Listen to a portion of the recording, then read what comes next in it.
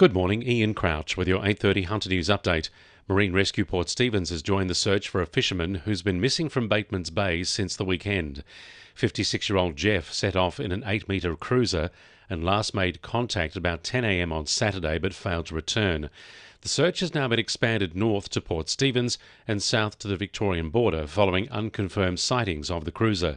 Dave is a good friend and says they have several concerns. The worry and the concern that our friends and family have is that the person has a medical condition, and our worry is that they've had an episode and might have fallen and struck their head, and then they're unconscious. A Port Stephens man accused of animal cruelty has been ordered to seek a mental health assessment.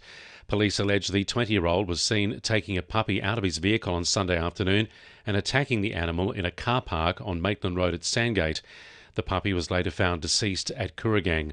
Police arrested the man at a Lemon Tree Passage home on Sunday night. He faced the bail court yesterday, where he was granted strict conditional bail. It's 1 year since the community consultation period on the place strategy for the much-anticipated Broadmeadow precinct, and the Property Council says it's high time rezoning work got underway on Phase 1 of the development. The more than 300-hectare precinct will eventually provide 20,000 new homes and 15,000 jobs over the next 30 years. The Property Council says the state government should appoint the Hunter Central Coast Development Corporation to lead the project, starting with Phase 1, which would unlock 3,200 new homes to ease the housing crisis. Regional Director Newcastle Australia admits it's complex work, but it shouldn't be delayed. To make it viable to have that many new residents is complex and also very expensive. So if you don't start now with that first stage rezoning and having an agency coordinating the work, I imagine it could drag on, time could get away from us. A cyclist has a date in court in September after being stopped by police at Hamilton last night. The 45-year-old man came to the notice of officers when he allegedly ran a red light at about 9:45 p.m. Police pulled him over on Gordon Avenue with a search of his backpack, allegedly finding 3 knives. He's facing 3 counts of carrying a knife in a public place. Transport for New South Wales will this week carry out geotechnical investigations on the Golden Highway at Merriwa to investigate overtaking lanes as part of plans to transport large renewable energy equipment to the Central West Arana zone. But residents say trucks with massive turbines could slow local cars to a crawl and disrupt businesses and their lives. Business Hunter Chief Executive Bob Hawes says smaller businesses and communities need to be heard. But not forgetting that on the way through, we do what we can to mitigate those negative impacts for the communities and people that are along the way that would not have otherwise have to suffer those consequences. So balancing act, but one that we've got to get on with, and important that we engage all stakeholders in that process. The Australian Manufacturing Workers Union has confirmed 80 workers will strike at Komatsu Rutherford from 9 tomorrow morning.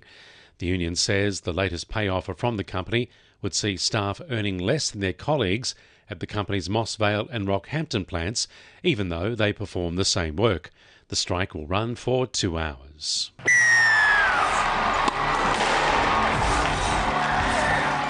To NURFM Sport. The Knights will be looking to capitalise on their chances as they prepare for their clash against Canberra this Sunday. The side bombed several try-scoring opportunities and were misfiring from conversions over the weekend, which gave the Warriors the opportunity to snatch the win in the final minute of the match. Meanwhile, the top 4 clash is on the horizon for the Knights women's team as they prepare to face Parramatta this Sunday. A blitzing first half saw Newcastle put away New Zealand with a 36-20 win over the weekend, while the Eels are coming off a dominant 34-point victory over Canberra. And the Jets will take on Edgeworth tonight in a pre-season friendly in preparation ahead of next week's Australia Cup clash with Adelaide United. The match will help find a lineup for Newcastle's round of 32 game, while the Eagles will be gearing up for their biggest game of the season, taking on Broadmeadow this Sunday with both NPL clubs tied on points at the top of the ladder. That's sport. I'm Jessie Dennett. And the winning numbers in Monday Lotto are 4, 12, 13, 15, 33 and 44, and the supplementaries are 7 and 19.